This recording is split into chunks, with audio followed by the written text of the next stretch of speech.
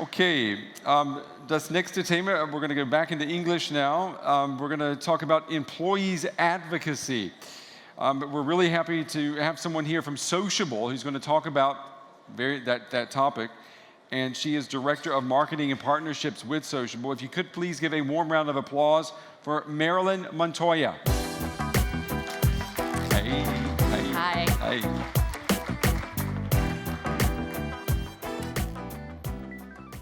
Okay.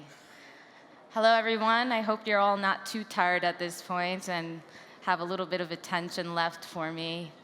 So I'll introduce myself. Yes, I'm the Director of Marketing and Partnerships for Sociabble. Sociabble is part of the BrainSonic Group. It's headquartered in Paris, and we have some offices in New York and in London. So what is Sociabble? Sociabble is an employee advocacy platform. Now, most of you probably have no idea what an employee advocacy platform is, and much less what is employee advocacy exactly. So my goal today is to explain to you why employee advocacy is important, why it's crucial to driving your sales and marketing for your business, and why it really is the future of social media for the enterprise. Okay, so before we go into all of that, I want to present to you a little bit about the context. Where are we right now? And I know a lot of you have spent pretty much all day listening to statistics about mobile use, about social media penetration in B2C marketing and B2B marketing, right? So I won't spend too much time trying to convince you, but I do have some statistics here that will hopefully support that idea. Okay, so the fact is that companies are social, all right? Top executives, managers are in agreement that social media is the way to generate business. And it's not only for marketing, but it's also in other forms. It's in forms of customer service, in the forms of recruitment, and we'll get into that much later on. Another big point is that social media business is, it's important in a wide range of activities. So because it started off in B2C and in B2C marketing, you're seeing it now being used in B2B marketing. And the application is a little bit different, and I'll show you how that is. The other point is that content marketing is very, very important for B2B marketing. And as you can see, almost a quarter of marketing budgets are being spent on content marketing. And just try to remember that, because this will have a big impact in the arguments that we'll make a little later on. The other point is your employees are social, right? So we talked a lot about I heard one of the speakers earlier, I think from the auto group, who was saying that something like 50% of users check their phone about 100 times a day, and when they are checking their phones 100 times a day, they're looking at social networks. So people are social. That's the first point. The second point is, and this is also something to really keep in mind, is that people have a certain number, an average number of connections per social network. So you have, on average, per social network, at least 200 connections. And these are a little bit dated, these statistics. They're about a year and a half ago. And I can bet that they're a lot higher now.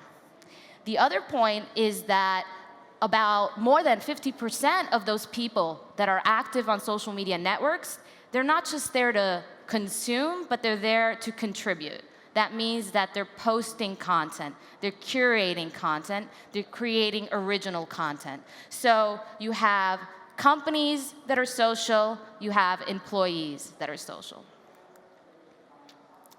So more concretely, how is social media marketing relevant in the enterprise? And I will identify 3 different areas in which you will see social media marketing, social media use throughout the company. So the first one is marketing.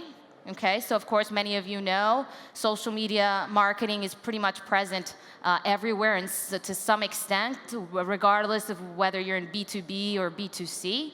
And it's mainly used to drive lead generation, audience touch points, following, brand awareness.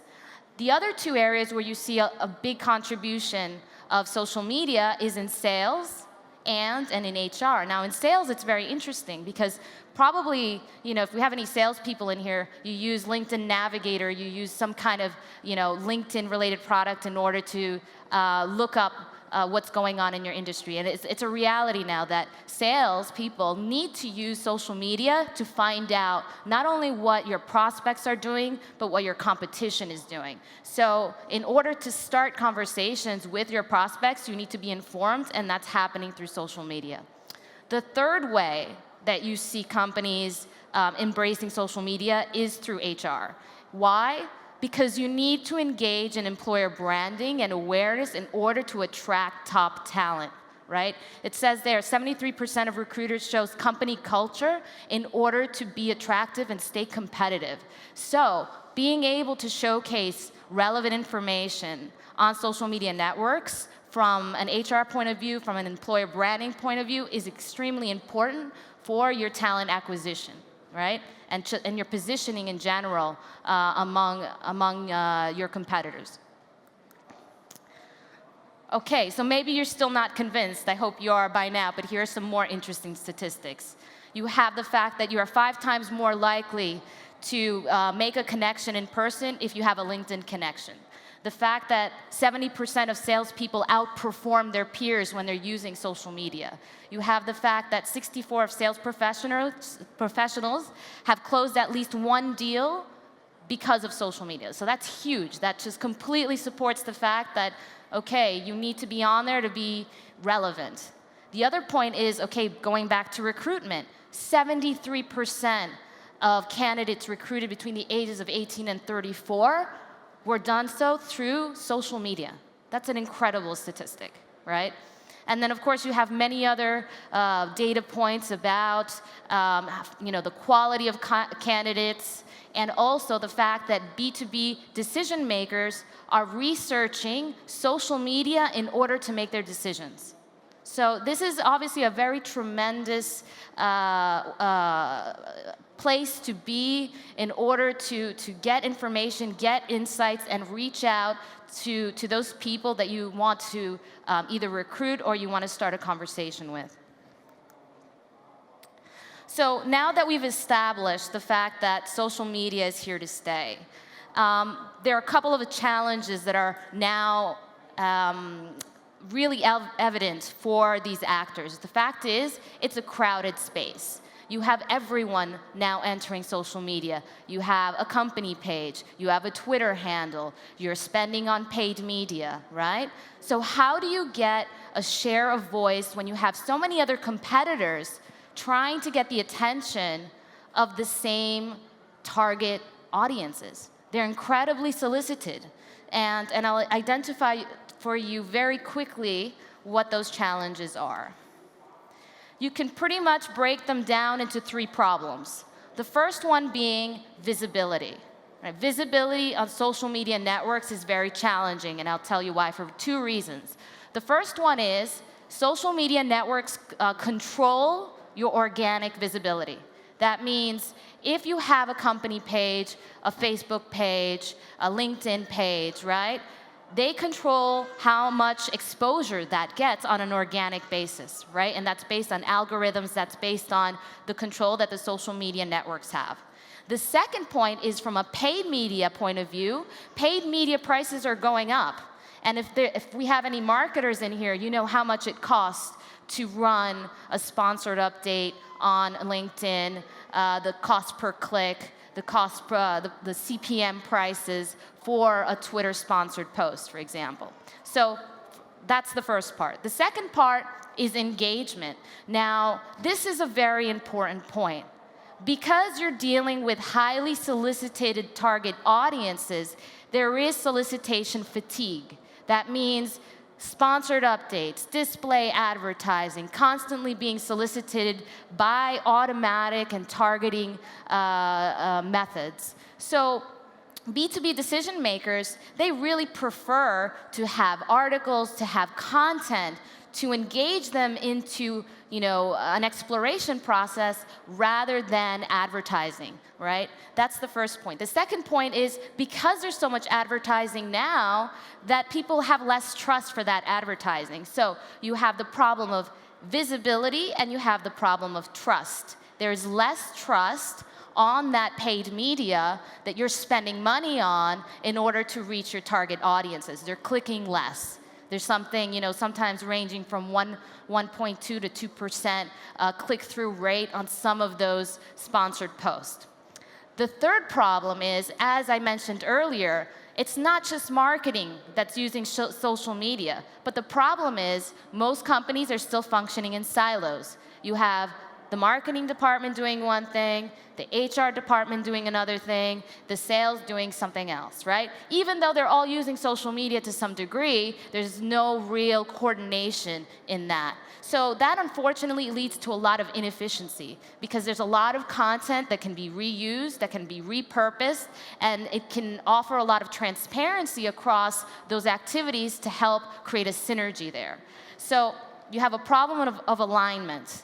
And then, of course, content. We go back to the idea that business decision makers want content in order to make their decisions, right? So you need content in order to engage them and pay attention to you. And that content needs to be relevant to them. It needs to be subject matter oriented. It has to do with, providing them something that they need in order to make their job better, right? So it really goes down to the content. So, my clicker works. There we go. So those are our 3 challenges. First one, how do we become more visible without spending excessively on paid media? Challenge number 2, how can we engage more people with less advertising? And number 3, how do we streamline social media business processes across the company? Okay, so those are the challenges. What if I told you that you currently, right now, have an untapped solution, and that untapped solution is your employees? What if I told you that with one employee, you can generate greater visibility on social media, perhaps recruit new candidates, generate a lead, identify a prospect, have a wealth of user-generated content, and create more organic reach on those social media networks that you struggle right now to have that reach? You're probably wondering how. How would I do that? And this is where we enter employee advocacy. So let's take this example. I mentioned earlier that on average, each employee has about 200 connections per social network, right? Now, let's say that one employee shares on 2 social networks a couple of times a month. Let's say 10 shares a month on those 2 social networks. You can have a potential audience touchpoint of 4,000 people per month. Now, imagine a company with 1,000 employees. That's 4 million audience touchpoints per month. That's an equivalent of paid media between 13,000 euros to 27,000 euros. And the range there depends on your distribution between LinkedIn and Twitter and the different social networks that you do your advertising on, right? Because as many of you know, the LinkedIn prices are much higher than our Twitter prices, right? So you're talking about 4 million potential audience touch points in 1 month. Second point, talking about engagement, talking about trust.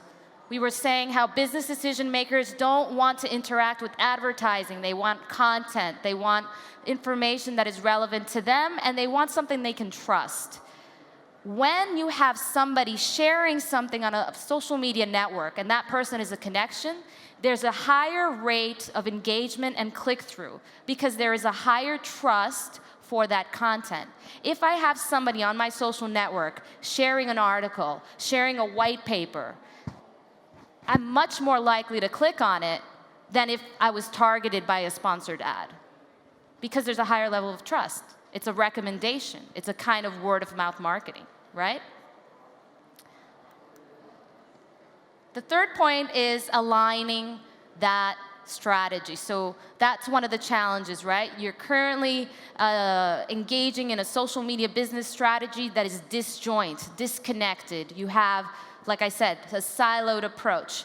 Imagine if you actually just centralize that content. So what if the marketing people knew what the HR people were doing for employer branding? Or if the marketing people knew what content the salespeople were using to engage in social selling, when they're using content to start relationships with connections on social media and on LinkedIn, for example. Centralizing that content would allow a tremendous amount of visibility, but it would also allow a reuse and repurposing of content. Since a lot of companies struggle to produce their own content, and you assemble it and you aggregate it in one place, you have a much wider pool of content, A. And B, if you do engage your employees into this activity, you have other sources of content. You have client stories, you have insights from employees, and you have third-party content that can be generated throughout the company. So all of this sounds pretty great, right? So how could you actually go about creating this kind of program? How do you do this? You know, it sounds great in theory, but it sounds a bit complex. So how do you do it? First thing, before we talk about the technology part, you have to address your content. I emphasize this again and again because it's very, very important. The way to attract attention from business decision makers is with content. Content is very important because they need information. That's the way they're going to pay attention to you, right? And your content needs to be in the form of not just a corporate speak, but it needs to be mixture of perspectives, points of view, formats, video, infographic, white papers, studies, research, right? You assess your content, you centralize it, you put it together, and you organize it by topics. That's basically what it is. You aggregate all that content, you centralize it, you put it all in one place, you figure out, is this good enough to be shared? Do people want to actually read this? Let's include it or let's not include it. The next step is really facilitate the use of this centralized hub and platform. Engage your employees to want to share this content. And then once everything is out on those social networks after the amplification is done, it doesn't stop there. You continue to nurture those people that have engaged with your employees' content that they have shared. And I'll show you exactly how that happens. So this is where Sociabble comes in, and I'll mention again, Sociabble is an employee advocacy platform. We are the tool that actually enables all this process to happen. So what happens? You have many different sources of content. You have your social media streams. You have internal content coming in from enterprise social networks. You have curation tools. You have news journals, blogs, all different types of content that may be directly related to your brand or maybe just directly related to your industry. You pull that content into one platform, one centralized location, organized by channels, organized by themes and topics. Next, you have the platform and you put it in the path of your employees' daily habits, daily user journey, right? Wherever they go every morning to check their emails, to look up documents, you put it there. You inform them. You give them the information. You don't make them go somewhere else. You say, okay, here's what's going on in the company. This is some relevant information for you. That's the passive facilitation. Then you have active facilitation, and this is where the whole mobile discussion becomes relevant. People are checking their mobile devices all the time. Imagine if you had some campaign or some piece of internal communication or some new article that came out that was very relevant for a salesperson, and you could send a notification right away on their mobile device, and they can see what's going on. So the idea is you have these two ways of facilitating the information for your employees, making it accessible for them. So you have that through the platform, through the mobile device, and also you have this ability to gamify the experience. Now that might sound a bit strange, but we have many clients of ours that use gamification actually to encourage people to come on the platform to share, and when they do that, they win points. Simple. It happens. Sometimes it works, sometimes it doesn't, but actually a lot of our clients that use this really enjoy it because it creates a kind of a sense of community, and it's enjoyable. After that, you have the ability also to solicitate people through newsletters, right? And you have all that content that is freshly populated onto that platform every day in real time. Whatever's going on out there, it is assembled onto that platform, and it's sent out through notifications and through these newsletters. After that, what happens? And here's the heart of employee advocacy. You have your employees accessing information that is extremely relevant. It's relevant to their business, to their industry, to their market, to what's going on inside their company, to what their competitors are talking about. Maybe you can have a channel that's only dedicated to competitor information. Or maybe you'll have a channel that's dedicated to, a specific competitor, and you can see what they're communicating on. Or perhaps you have another channel that's dedicated to, some kind of market watch, right? So they come into the morning and they see and they check out their account and they say, okay, here's all this interesting information. First, I educate myself, I read, I consume. After that, perhaps I want to contribute because I found something interesting this morning on another location, another website. Perhaps I share it to my contacts. I think, okay, I know somebody in my social network that would really benefit from this piece of information. And you share it at that point. And then for those people that are commercial and those social sellers, they'll say, okay, this article is really interesting because I'm in this discussion with this prospect, and this is exactly what we need to discuss at this moment. This is where we are in the nurturing process. So then after that happens, it's amplified. What happens is one share from the Sociabble platform will be shared to all the social media connections of that employee. Okay? So everybody who's connected to that employee will be able to see these posts, this content. And that can be potential prospects, potential clients, potential job candidates. You can even imagine hiring somebody on a referral because one of your employees shared a post about some post that you were recruiting for, right? So it's a way to help your company drive business and drive candidates through the networks of your employees. But it doesn't stop there. We take it one step further. After that content has been shared, you may think, well, what happens? My employee shared, my Facebook post or my LinkedIn post, and then what happens? Well, actually, it doesn't stop there. What happens after that is several things. You can, A, drive leads because, hey, you shared a white paper or a lead capture form from one of the websites from your company or from another company or from another partner. They fill out that contact form. That contact form goes to Marketo. In Marketo, it says, Sociabble, a share from Sociabble generated this contact.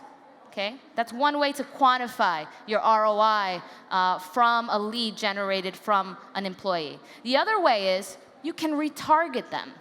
Right? So let's say one of the employees shared an article, right? And then that article, you had 5 or 6 people that clicked on that article from that person's network. Those people that clicked on that article can then be retargeted with display advertising elsewhere on the web. So the lead doesn't stop there. That person interacted with that piece of content, and then they can be retargeted elsewhere with a call to action or some kind of information that is relevant to that article that was shared by that employee. Okay, so you enter into this marketing lead generation just by having your employees' connections clicking on this content. Same thing goes for jobs. You have a job post, it's shared, an employee connection clicks on it, they apply, there you go, you have a referral. The other way, then, is social selling. And anyone here that knows about social selling understands that you need content in order to sell. You need content in order to start a conversation with somebody. So what do? You share strategically on the networks that make the most sense for you to share.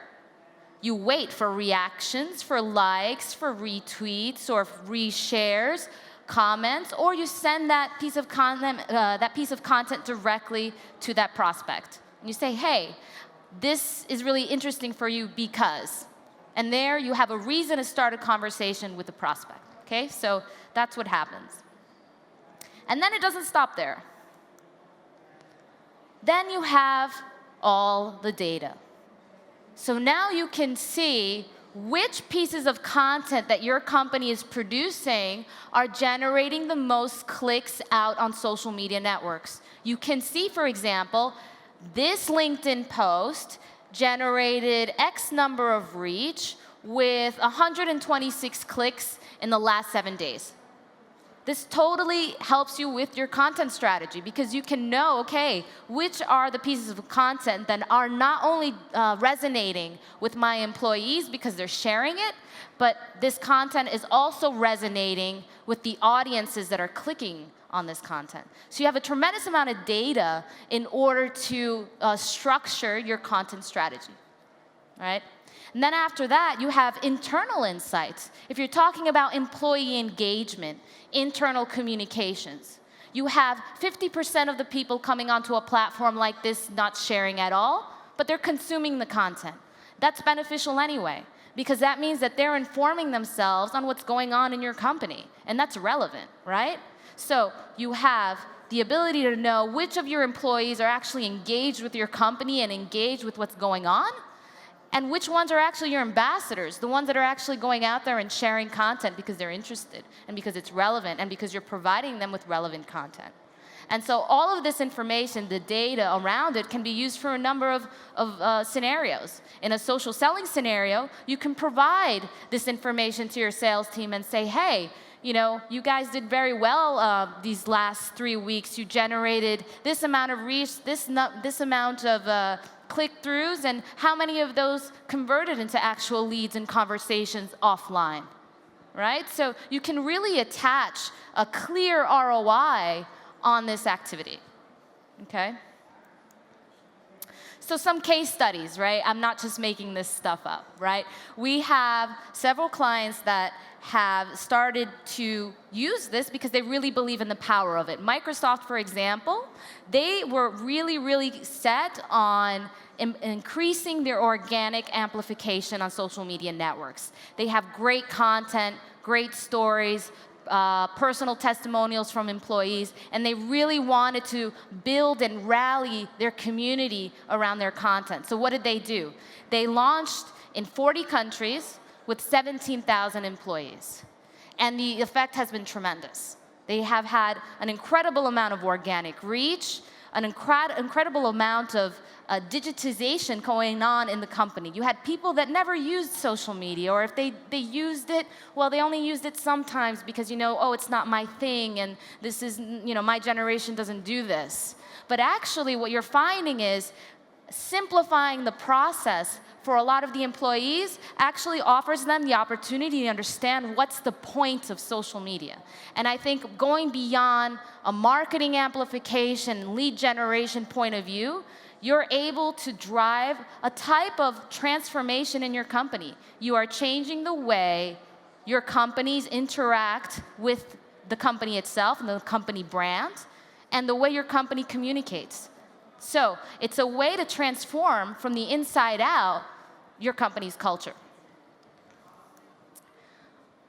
We have another case study here with Sage. So Sage was really ambitious in the way that they wanted to transform their employees. So they decided that we want to be a social company now. They were ready to become a company that embraces social media, so they decided to launch 13,000 employees on this platform across 23 countries in one day. One day.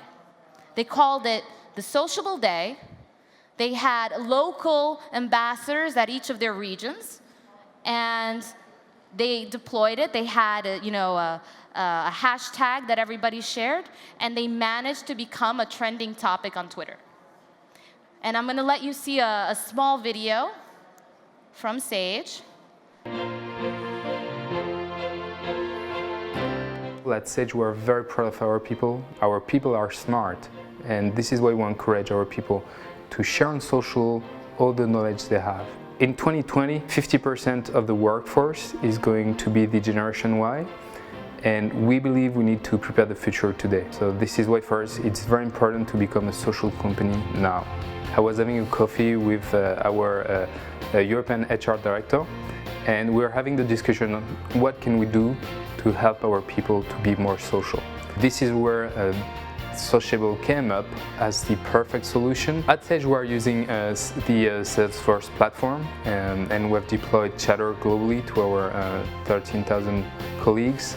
And first, this was a no-brainer that the social advocacy platform we would use would be integrated in Chatter. Sociabble was available as well on iPhones and on mobiles, on every mobile devices. The challenge was, how can we train 13,000 people in one day?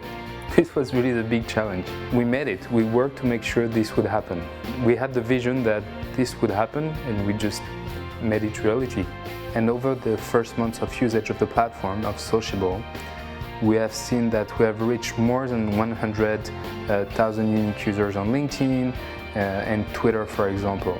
If we compare social advocacy with the cost of running a paid campaign, definitely the ROI is much higher with social advocacy, and this is all about human connection. If you really trust that the best asset of your company and your business is your people, employee advocacy is what you need. It's definitely what you need. Having an employee advocacy platform is one of the solutions, because you ensure that the content shared is consistent with your brand and that this is the best content you can serve to your customers. This initiative, the entire Sociabble initiative, just shows how Sage is committed to become a true social business with customer first.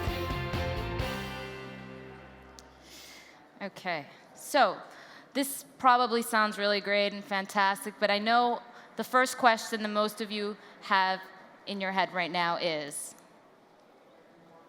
how do I motivate my employees into becoming ambassadors, right? That's the big question. This is one of the biggest questions we get all the time. There's several ways to address this. The first one is employees need to understand what the value is for them in building a digital profile. The reality is, whether you're talking about a prospect, a competitor, industry, or just your general employability, you need to be present on social media, because that's what people do. They look you up, they find out what you're doing, they see what your experience has been, and they see what you talk about. This is really important. And people need to start understanding that it's going to continue this way. We're going to continue moving in this direction where relationships between brands and consumers are going to be more and more between people and people. And the only way to do that is for employees themselves to build their own personal brand, build their own personal image, right?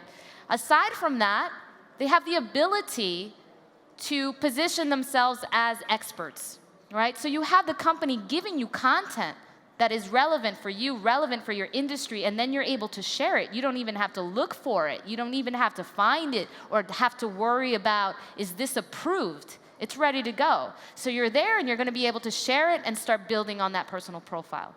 But more specifically, for those groups of employees that work in sales, This is more than just an opportunity to build their personal brand.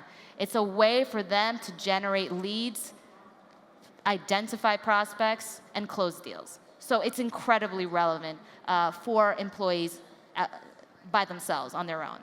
Of course, there are a lot of benefits for the company, and I think I've spent most of my time identifying those benefits for the company, but the company benefits from having employees creating these personal profiles because it reflects on the company. You have these great people online sharing this great content, representing the company brand. It has a positive effect in terms of brand awareness.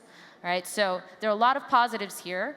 The other part, though, that I will say is that your content will be a big factor in whether employees decide to share content.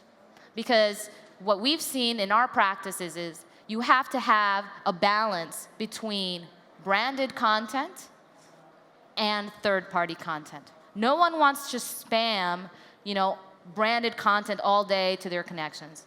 And nobody's going to jeopardize their own connections to do that. So the reality is you really need to have a balanced strategy with your content, mixing it with your company's voice, but with outside voices as well.